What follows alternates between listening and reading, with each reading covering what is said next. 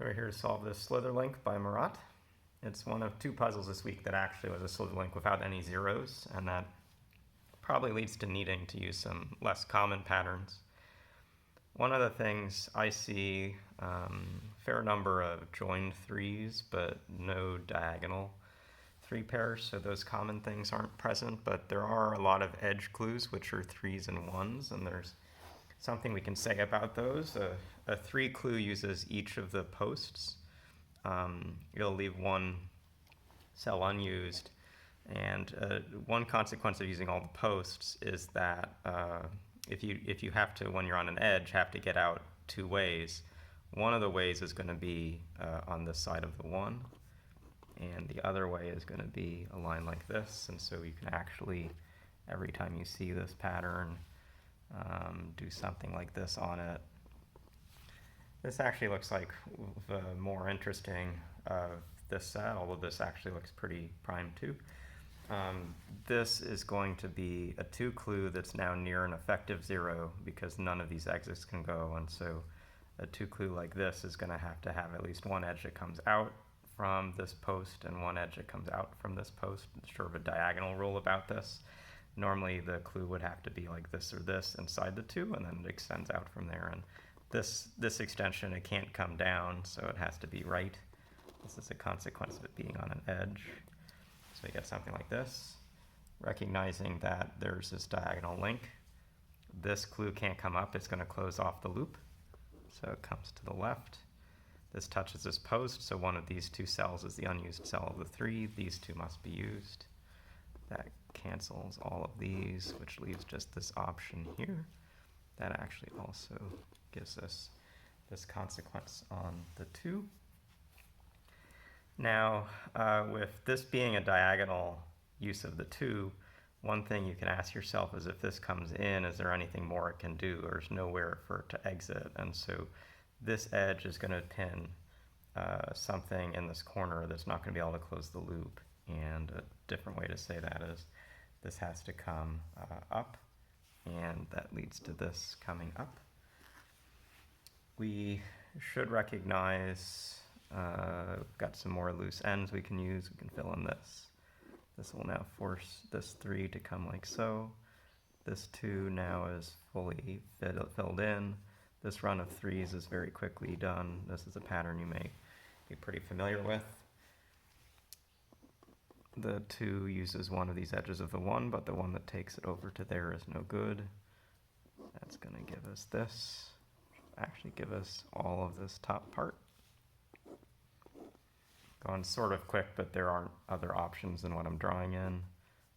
This is the way to fill in this two. Completes this. This comes over, and what we have is an isolated part of the loop up here. It's got to stay separate, so we could, if we wanted, shade this all in to just sort of have that visualized, but for now these ends have to stay apart. These two ends have to stay apart, and it looks like there's a little more we can mark over here. Can't do too much yet with this, although there is a kind of deduction we can do, which is end counting. There's a option where a line comes through these and puts one more end into this corner of the grid, and there's an option which is this, which keeps the ends we already have in there. We need to have an even number of ends in any section. That's 6, 7, 8, 9. So we're going to need one more end in this part. These stay apart. This is forced by the 3 by 3. These ends are still staying apart on the bottom down here. This can't come over here. A three clue, two paired threes always look something like this, but what you should just always recognize is the middles can't be joined to. So that gives us this. Just filling in these ends.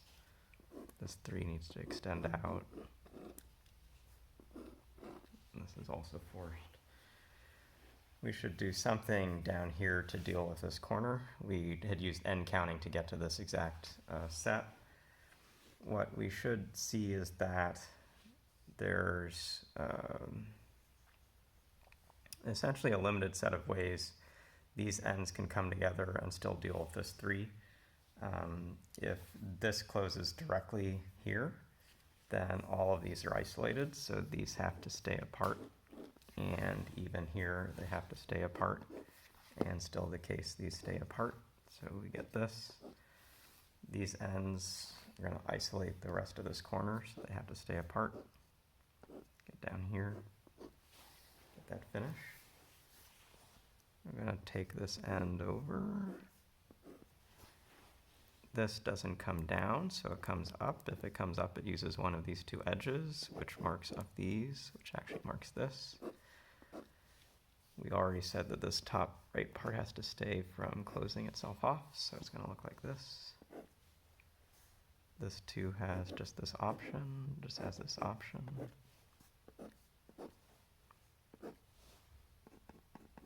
The 1 has to do this. These ends can't come together, so it's got to come up. This edge of the 2 looks like so.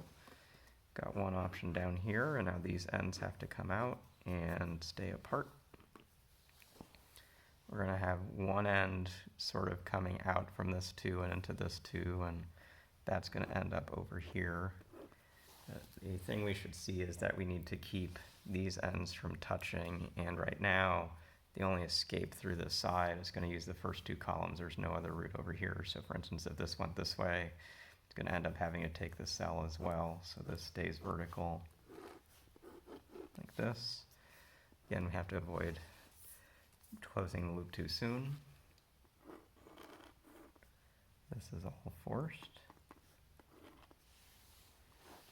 A 2-3 clue on an edge has some other interesting deductions around it, but one of the things you can see is the force pattern, if it came down, would isolate an end here, and so the way this goes is like this.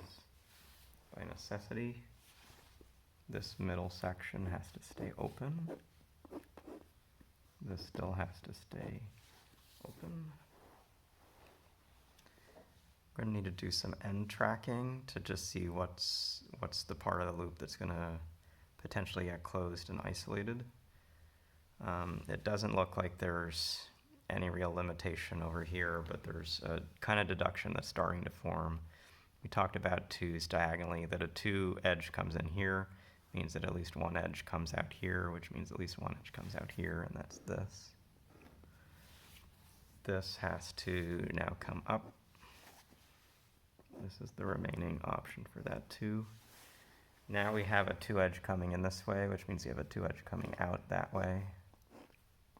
That's the only way to fulfill that clue using the normal views of this. Now I actually see what the closure is. This, if we marked these off, we would isolate something in the center of the grid, so the edge is there. And that finishes this puzzle. It's absolutely a fun design. It's not so tricky if you can figure out this less common 3-1 pattern on the edges. That really got us started. And then it's a whole lot of sections of not closing off the loop. We colored it in up here to give it a little more explicit character, but everywhere around the grid you get these little isolated bits that start to point towards each other. These 3s in the center of these large open spaces are actually pretty cool in how they, as you saw, like work to force the loop around them so that it wouldn't close too soon. Like these ends would close too soon, and over here even this end on this side would close too soon. So fun puzzle by Murat.